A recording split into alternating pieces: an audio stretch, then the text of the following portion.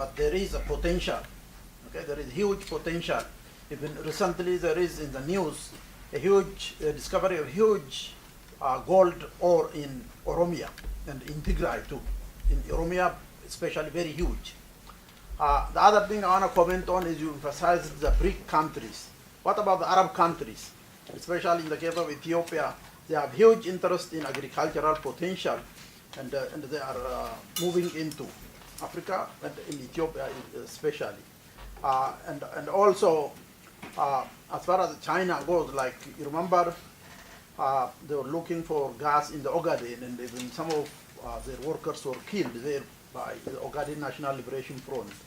So I think what you discussed, what you presented is very good, but on the resources side also there are resources, and they are looking for those resources. As you said, they plan for a long term. They are gonna get that. And I want you to comment on the Arab influence too. I don't know about the Arab influence, but I want to follow up on what you just said. If you don't get into a dialogue with I'm not. Look, I will not undermine the strategic importance of Ethiopia. We see it as a transition or a bridge between Africa and the Middle East. It's also a between Christians and Muslims. Ethiopia is an important regional player. All of that is important. It's a capital for Africa. That is important as well. They provide goodwill from many African countries by just building one building. So that is important as well. The market that we talked about, with its all problems, they see, and they see that. They look at that. They appreciate the history of Sino-Ethiopian relationship as well. When the Chinese in the 1960s were looking for admission into the United Nations, Ethiopia is one of the countries that actually supported China. So they appreciate that. They actually understand the prestige of Ethiopia. So the Chinese are, hard-nosed, and they appreciate all of that. But if you compare it with other countries, the way that you say tied aid, but this is tied loans, and there are, of course, 4 or 5 types of loans. It's not just one type of loan that the Chinese extend.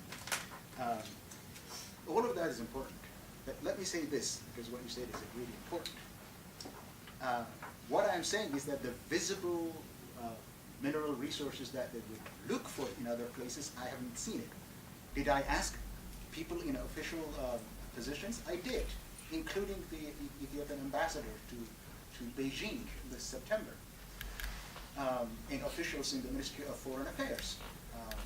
Only one kind of divulged some secret, we call it secret, that is we do have oil. We have discovered oil. We have discovered oil, the Chinese know it, we know it, but we cannot extract it this time because much of the oil and the natural gas that has to be from the Ogaden has to pass, the pipe has to pass through the Somaliland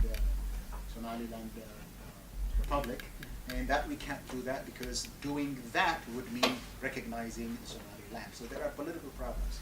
So are there other resources in Ethiopia that I do not know, that the Chinese know and the Ethiopian government know about? Probably. But I cannot place an argument on something that is potentially available. But there are a lot of things that the Chinese might be looking for that I really don't know. But looking at it from the present perspective, it is a question that you asked me too. That is, what is that they're looking for? I don't know. See, that is a question that I've been asking, and I don't really know what they're looking for. I cannot give you any evidence about what they're looking for, but that's probably something to look at. I guess I'll say that, and I'll stop, and maybe the opportunities come. I think on the Arab question, this one, I think we should watch Turkey, Qatar a little bit. Qatar as a proxy for the West. Turkey as an interesting and pragmatic, they're following very interesting and pragmatic foreign policy. Their role in the region is growing. The role they're playing in Somalia is growing, and their relationship with Ethiopia is growing. I have recently been told by a person who works for the Ministry of Foreign Affairs that the Turkish are now building a training for future Ethiopian diplomats. So the Turkish role, if Ethiopia appreciates it and if they work together, I think it will be positive because they are not that much aligned with one or another. But the BRICS, the reason I emphasize the BRICS is that BRICS are actually working like a brick in the international arena. When it comes to UN, when it comes to human rights, when it comes to intervention, they are working together to kind of counterbalance the Western influence. So when you kind of put together the West's interest and the BRICS interest and put the human rights in the middle, I think human rights is going to be squeezed in the middle. It's going to go down. That's why I think, should we give up on the West? No, I don't think we should give up. I think we should work a little bit. But I don't see a lot of promise. I don't see the West giving up on it. There is a shift in tone. There is a shift in emphasis in the West. If you look at almost all of Obama's ambassadors, they are no longer that much talking about democracy, even as a word of diplomacy. They are much more emphasizing development, because that is the language that gets you through the door at the Ministry of Foreign Affairs in Ethiopia and anywhere else. And that, I think, is a problem for human rights. The way to change that, in my view, is to change the political power equation in the country. Human rights are ideas, but human rights without power, without taking the issue of power into calculation, I don't think they work. So if you focus as an Oromo, it's a collective action, it's a collective right issue and an individual right issue. Oromos are not oppressed because they are individuals, they are oppressed because they sit on heavy wealth. The wealth that sustains the state. And a certain group of people want to dominate, they want to exercise monopoly power. Only when you show them that these people cannot monopolize the state and they are going to collapse, you will find the Chinese in the West and you will solve it. Otherwise, I don't think there will be much. Yeah. Okay. You want me to give it a thing? Okay. Because I want you to go for coffee break. I think we're not going to have actually the next presentation. We're going to come back and do that presentation. But I'm going to give two questions. First of all, let me express my sincere and profound gratitude for the organizers of this forum. And I personally have learned a lot, and it's my first participation by a conference organized by OSA. And I hope this kind of conference will continue in the future. So to come back to my point, first I would like to address Dr. Truman. He addressed the issue by creating the link between the local and the global. And to me, the so-called international order is nothing else but imperialism. Today, of course, it is fashionable to talk about globalization. To me, that's a fashionable talk. Imperialism is well alive and kicking. And he also showed us the link between the ruling class in the so-called underdeveloped world and that of the ruling class in the metropolitan countries. That has been the case in the past, it is the case today, and it will be the case as long as imperialism exists. We have to understand this very clearly. Now, Mr. Jawar, whom I've been able to learn from his writings, I haven't seen him in person. This is my first time to see him today, and I'm very glad to see you because I've been able to learn from your writings, and I thank you very much. And you have talked about the BRICS. And recently in the New York Times, there was an article concerning the BRICS. And the article deals with the role of the BRICS, what they're trying to do. That is to say, first of all, they're trying to create an alternative system to the present order of things. Number one, they want to replace the dollar as a medium of exchange. Number two, they also want to create a development bank which counters the World Bank. And in this, of course, China believes that the future belongs to China, that the United States is declining, that the future belongs to China. Now, whether China will become the future dominant state or not, that remains to be seen. But also the attempt of the BRICS is also supported by many third world countries because they want to see a polycentric world, they want to see a multipolar world. Most third world countries do not want to see a world order dominated by the United States or by China for that matter. So, therefore, the attempts of the BRICS is a noble thing, and personally I support it. Of course, every one of us must support it, obviously. But the most important issue for us, for Ethiopians, today, yes, it is a forum by Oromo nationals of Ethiopia. 40% of the Ethiopian population is Oromo. And as far as I'm concerned, this is my perspective, no Oromo, no Ethiopia. Therefore, the struggle of the Oromo people against repression in Ethiopia needs to be supported. It is absolutely paramount. But then again, we also have to understand, if we only speak of the struggle of the repression of the Oromo people, then we are becoming parochial. We have to understand that. The TPLF, which Dr. Trevor rightly characterized as TPLF, it claims to be a multinational organization. As far as we're concerned, all of us know this very, very well. There is one ethnic group which is dominating the country, politically, economically, militarily. It has created puppet organizations that are subservient to the hegemonic position of one ethnic group. There is no such thing as EPRDF in Ethiopia. There is only and only TPLF. And so therefore, when we address, we must not fool our people by saying there is a multinational entity called EPRDF. There is only TPLF. Ladies and gentlemen, the present expulsion of Oromos from southern Ethiopia is not done by the puppet organization in southern Ethiopia. Without the approval, without the order, without the connivance of the TPLF, it cannot be done. The source is the TPLF. Our task, therefore, our responsibility as Ethiopian citizens, we must tell our people that there is only one dominant minority ethnic group in Ethiopia. We have to say it loud and clear. We have to be bold enough to say this. And let me come back to the problem.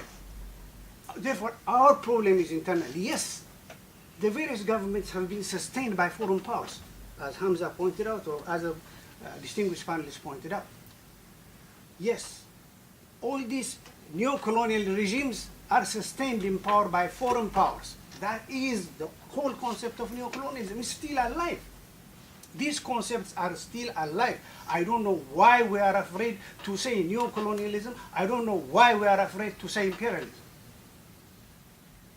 These concepts are alive. The link between a puppet regime in the third world countries and its protector, a foreign power, a metropolitan power, that is imperialism. That is neo-colonialism. Okay. When you have puppet regimes marching in Somalia, not because they are democratic. What is so democratic about TPLF? What is so democratic about Museveni? And what is so democratic about the slave regime in Kenya? Who are they going to stabilize what? These are regimes who suffer from crisis of legitimacy in their own countries, in their respective countries. And when they go to Somalia, they are not there to stabilize. They are there to stabilize neo-colonialism. Therefore, for us in Ethiopia, the opposition, unfortunately, the opposition itself is anti-democratic. The opposition itself is anti-democratic. The literature says it very clearly. In a multi-ethnic polity, it is not only the government, it's also the opposition which is anti-democratic. The reality in Ethiopia is a graphic illustration. We have an opposition which is fragmented, we have an opposition which is completely divided, an opposition cannot come together, but an opposition which is equally repressed, equally suppressed, equally exiled. And the only way we can fight against the TPLF is by creating a common united front.